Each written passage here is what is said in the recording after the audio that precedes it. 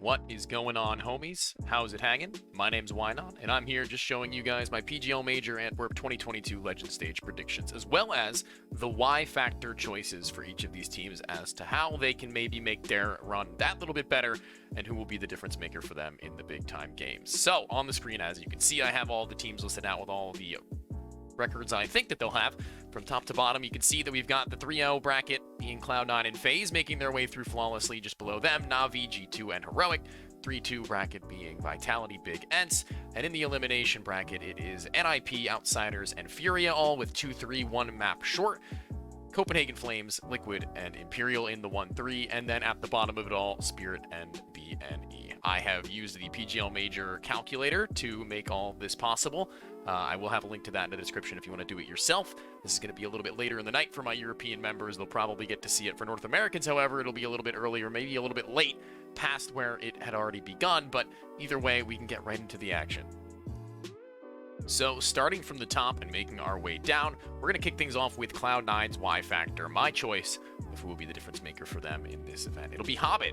He is the only player on the team to have the experience of having actually won a major, let alone been to quite a number of them by this point in his career, and now taking all of these young guns this much farther into the tournament. He will need to do a little bit more than just put up the numbers in the server, and he's going to actually more than likely do that regardless, but he's going to need to maybe stand behind these players a little bit and give them the confidence that they need to show up and fire off on all cylinders, because we're already aware of the fact that Shiro should be playing to his utmost perfection, as well as Axile now coming back in a run of form. Everyone else, Inters and Nafany, of course, the in-game leader of the squad, will have his duties, but at the end of the day, I have a strong feeling that it'll have to be Hobbit to make a good round for his team, not only inside, but outside of the game as well. If they want to make a deep run here in the tournament, he's going to have to be both on and offline one of their strongest key components. Seeing as FaZe Clan are heavily favorited to be at least finalists in this event, I would say, in my book at the very least, it's no surprise that the longest tenured member, Rain, is going to be the Y Factor choice for me now, as it seems that Kerrigan has in fact unleashed the beast with his leadership back in his 2017 days. Not quite, but the closest we've ever seen him to it since, that much is for sure. We've seen a hell of a lot coming out of the sides of both Rops and Twist. Brokey putting up great numbers as an individual. He's been firing off pretty heavily onto all different levels of Counter-Strike competition. And now at the Major, we hope to see all of those players to put up the numbers that they have been. But of course, if Rain can supplement all of those players in his own right, he will be the glue to hold it all together. And he has been doing so recently. These last couple of lands, he's been putting on quite the show. It's been somewhat consistent all the way through, something we haven't seen in quite some time, but the difference being now that we're on Major territory, it's familiar territory for him, as he's been here time and time again before with the Major Grand Final with Kerrigan by his side, not trying to let this one slip out of their hands just yet. And with the firepower that they have, not only on the rifles, but on the AWP this time around, there is a pretty good chance that we might just see them pull it away.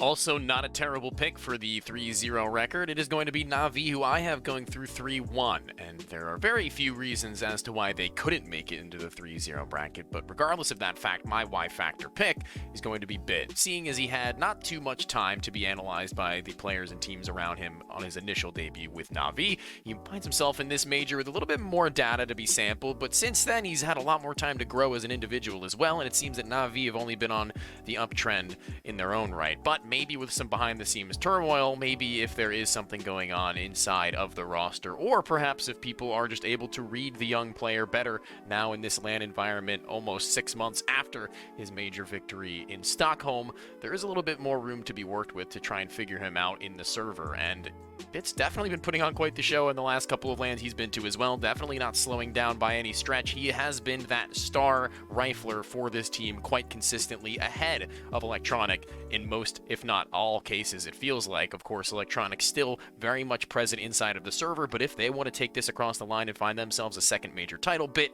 is going to play a massive factor in that.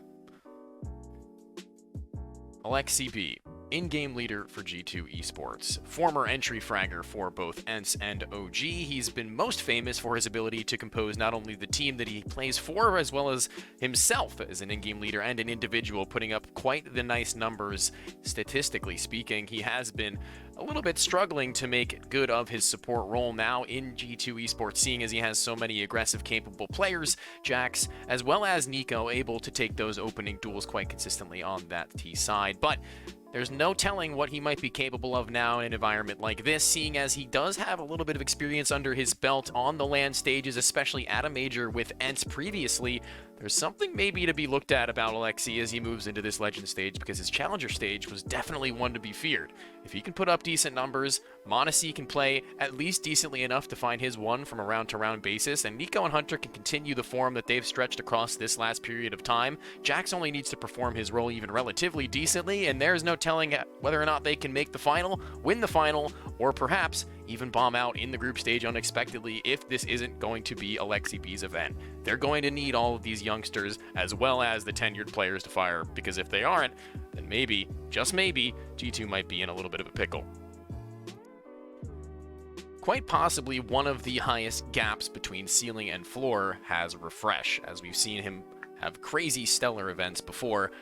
popping off as one of their highest performers, but also very often, more often than not perhaps, lag behind just a little bit from the rest of the rifling pack, as TeSeS and he will have a massive responsibility on their shoulders in helping Stavin to open up, close down, and lock down on their T sides, because if he isn't firing off, then it's unlikely that we'll be able to see a very strong version of Heroic here, unless TeSeS, of course, can put on a show and Cadian brings himself back into that form that we had seen back in the ESL Pro League win that they had up against Gambit Esports with the famous 1 versus 4 or 5, I believe actually was clutch. Rather insane, but Refresh definitely does have his impact in the late rounds. We've seen it time and time again in the post plants on their T sides as well as on the retakes on their CTs. When he is on individual form, there is little to stop Heroic from making their way back into a match despite having been down however many rounds. There's no down and out for them. If Heroic have Refresh on the server online bright and early, then just maybe they'll have a little bit deeper of a run than we're anticipating. However, if they want to make their way into that top 8 and beyond, we're going Masuda, the youngest man on the block, despite not being the newest member to Vitality. He has had a little bit of a history of being slightly underwhelming against higher tier opposition, especially at the Major most recently, so we're going to need to see him step a little bit above and beyond out of his comfort zone and put up the numbers that he has been, at least for this last Challenger stage, because he had a pretty dominant showing up against the likes of both Complexity as well as Forza in the later stages, and Complexity early on, they had a pretty decent showing against who didn't really have a whole lot of game going for themselves after a 16-1 defeat, with ZywOo not having died a singular time, and taking down Forza in that best of 3 at the end. He stomped in 2 of those 3 maps and made it look practically unbeatable for the side of Vitality. If he can keep up that form, and the remainder of Vitality as well can put up the numbers that they so have in these last couple of matches with ZywOo on top form, Magic definitely showing his experience up against the lesser experienced teams. We can also hope to maybe see a little bit more from dupreeh, seeing as Apex as an in-game leader playing on entry has been making great of his timings. If Masuda can slip through those timings and continue to make the impact in the mid-round, then I'm not quite sure that there's much that can stop this team either, and a lot of these teams really do have a lot of literal Y factors in this one, because if we do move into that playoff series and we see Masuda dropping 1.1, 1.2 ratings, that is going to be a sight to behold up against some of these teams that may not be anticipating so many strong players on the side of Vitality. There is so much to be said, not only about Big in their current state of form, but Crimbo as well. The youngest, least experienced, and newest member of Big made it look easy in the original stages of the RMR, gaining them that legend status without even having to go through the Challenger stage. He had the highest rating of the team across the 4 maps that they had played in the event with a 1.35. He made it look like he's been playing for years on a map like Dust 2 that Big are already very comfortable on. He was really the determining factor in so many of their rounds, whether it be on the rifles, on the pistols, or even on the half-buys. The Deagle on that B-bomb site was destructive, and if they can continuously find that in their map pool, slipping past some of these other rosters, then it's going to be an interesting feat to see if Big can make their way into a deep run that maybe not too many were anticipating in this event, because I personally don't have them making through based on the predictions that I had made earlier on in the video. But as a team that I very much appreciate and think are great, if Favn and Crimbo can shake off the nerves that I'm anticipating them having at this stage, at this level of Counter-Strike, then I don't don't really see a place where they stop going up, because if they can show that same form, despite being on a playoff stage and despite being up against some of the best teams in the world, this team is a dangerous threat. And Searson being on form with that AWP is something to worry about, just the same with Crimbo making good off of the space that they make. As one of the late round players, I would be a little bit scared if I pressed tab and saw Crimbo as the last one alive for big.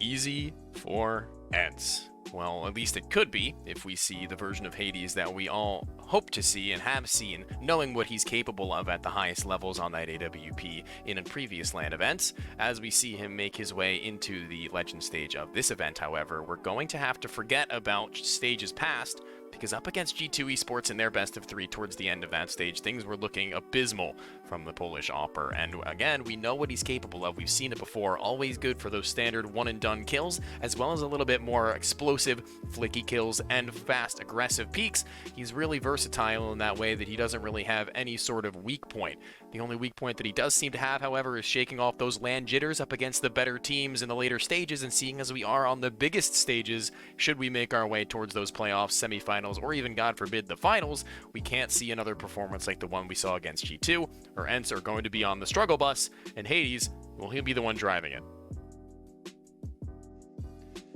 Despite not being NIP's number 1 or number 2 expected rifle performer, Plopsky is going to need to put his best foot forwards here at the Major, because as Bronze Edition may be bolstering their rifling firepower on the aggression, maybe alleviating a little bit of the space that Plopsky previously had to gain on his own, he will still need to prove himself on both the T and CT sides in between both of the regressive riflers that they now have at the helm. Esitag on that AWP is obviously not going to have the easiest of times, and I can't expect him to be a difference maker for this team. However, Plopsky, knowing what his ceiling looks like and knowing now that he has just that little bit more room to work with in perhaps a system where he fits a little bit more comfortably, he is going to need to make it look like he is meant to be in this roster, as Device may make his comeback later in this year perhaps. He is going to need to make sure that if he's going to stick around, it's going to be for a good reason, because as Plopsky has made his rounds in the recent couple of LANs as we go into weeks and months past, we have seen glimpses of the former glory of the player that we once knew and was picked up by NIP to be that star fragger, to be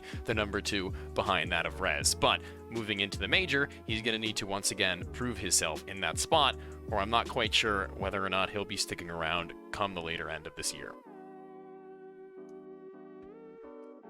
Kickert had put on an insane showing in that Challenger stage, as we hear the rumors going around the bend that Yekender may be departing the team soon enough, with Flit now actually finding his form in this team with a little bit more of a comfort zone to slot into. Kickert putting in the numbers in that Challenger stage is really going to do a whole lot for them moving into the Legends, because he's one who has been around before in these major cycles, as well as the rest of the squad who have been here for quite some time, Jame and Buster as well. But seeing as Kickert is not typically the player going above and beyond, having those 1.1, 1.2 ratings, having a 1.17 in that Challenger stage does bode well for them moving into this one, with a little bit of pressure lifted off of them, seeing as Yekindar, of course, is analyzing his options around the remainder of the scene. If Jame can be, Jame hitting his shots, saving that up, keeping their economy in a good stature, allowing Kickert the room to move around the map, with Yekindar, of course, flying freely, Kickert can definitely show us the glimpses of that crazy aim style that we had seen maybe in years past, in best of 3s here and there across the entire event instead, and that would be a destructive force to be reckoned with, and Outsiders as a unit are hopefully going to be looking to be picked up by an org soon enough, with or without Yekindar, and if Kicker can show that he can hold his own even without an organization at the Major, then maybe that'll do a little bit for them.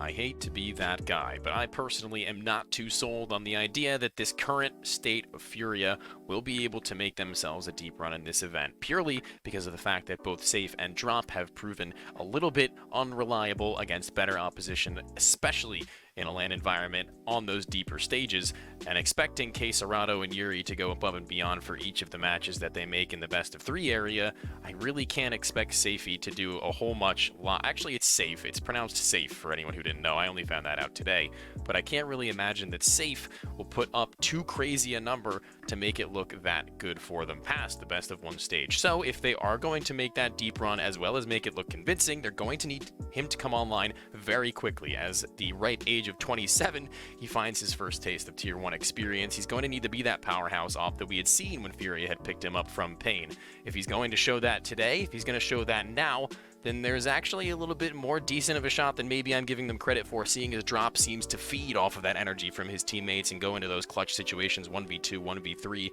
and perform maybe where he's unexpected to, and proving that he does need a little bit more of that experience where he actually doesn't before he's making those clutches happen. With a little bit more time, maybe he can do a whole lot more than even that. And seeing as the rest seem to be on at least some sort of decent form, maybe I'm underrating them just a little bit, but safe, he's going to have to show up here now. Copenhagen Flames, one of my favorite teams to emerge from this last year of Counter-Strike. With Roy at the entry fragging helm on that T side, he makes it look easy, forcing his way into those bomb sites and trading out his teammates effectively even after he's made his way in. But that's not the player that I'm here to talk about. It is Yabi, who I'm most interested in as of right now. He has been showing an insane run of form in these last couple of months that we had not seen previously, neither at the last major or in the last couple of lands that we had seen earlier in this year at the end of last year for the most part. Now, stringing those forms consistently together against better teams, he's got a little bit more room to work with now that the rest of his team seem to be in form that we hadn't seen earlier either, with Nikodas playing to his strengths once again, not really wavering against those higher tier offers or being shut down by the flashbangs, able to reposition more effectively now that he's gotten a little bit more, I guess, of an understanding of how these other teams like to play, with Roy still playing as good as he had been from the very beginning, showing even now that with Yabi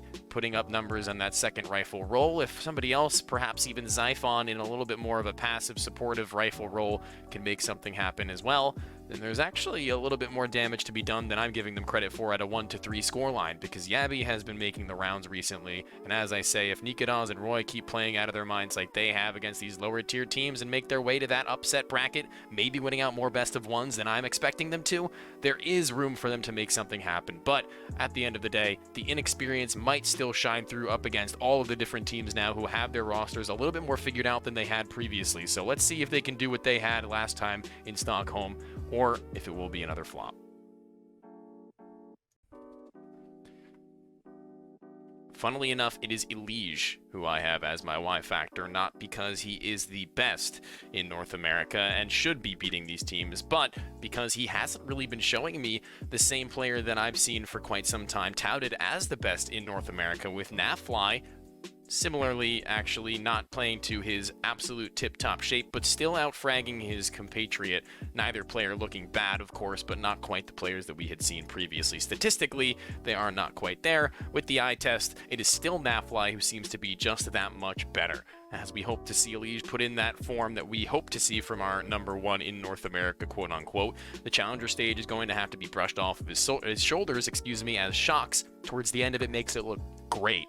Nitro definitely having his impact, making the clutches happen, and OC on the AWP might be a little bit wavering, but regardless of that fact, if Elige can't perform, if he can't put up the numbers that we're expecting as the number one rifler in this team, then they're going to struggle to find themselves being competitive with the best.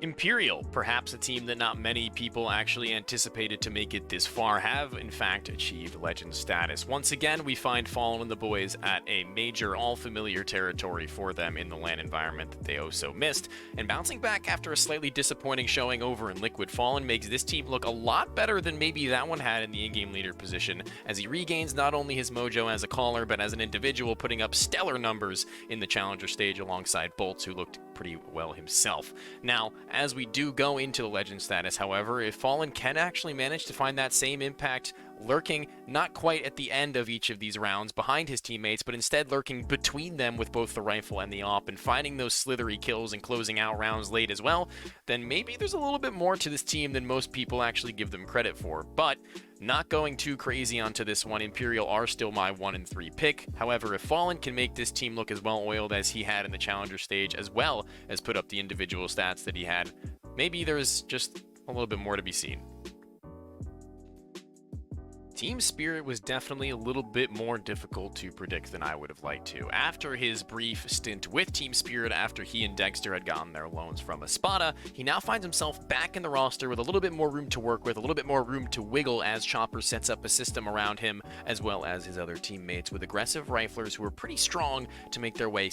into the bomb site. It's Patsy now who actually has to make good off of that space that they make. As he has more room to fight, he will have to show that his Challenger stage impression was not just a fluke, as we've seen him perform with high numbers both in Espada and the Academy team up against some Tier 2 opposition, despite his teammates not actually doing all that well. In the Legend stage, will we see that same player, or will we see the pressure begin to weigh down upon him? Siren, alongside him, is also relatively inexperienced, Chopper making his way back into the major cycle with Magic still being relatively young as well, and Dexter being a little bit inexperienced in his own right. Patsy putting up good numbers on that rifle could just be what they need to get the ball rolling early on and make this one look a little bit more dangerous than most people may be anticipating. Despite Spirit being my 0-3 pick, Patsy could change all that.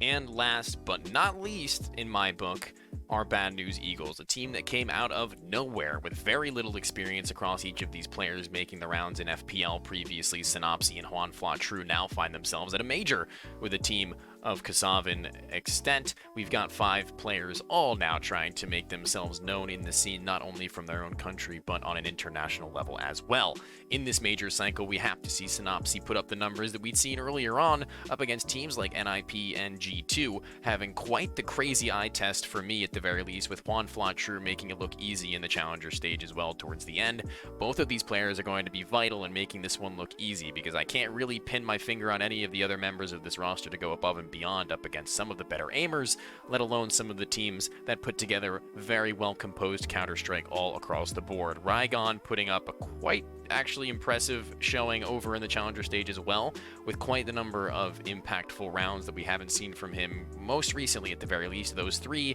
as a trio are going to be very important in making this one work, and if we want to see them at future majors, perhaps this is a good start to maybe show themselves off, but I'm not expecting all too much. But if Synopsy can make himself look like he had earlier on, then of course Bad News Eagles could destroy my 0-3 prediction. And that will actually conclude, of course, all of these teams that I've gone through and shown you my Y Factor pick for the PGL Antwerp Major. This has been Why Not. Thank you so much for watching, guys, and make sure to tune in for some more content to come. I had to pump this one out relatively quickly, and it's pretty late at night, so my European friends are going to be watching this one, and I hope you enjoy it. But for my North American friends, you're going to have to wake up probably in the morning after the major has already concluded day 1. But either way, thank you once again. I'll catch you in the next one, homies.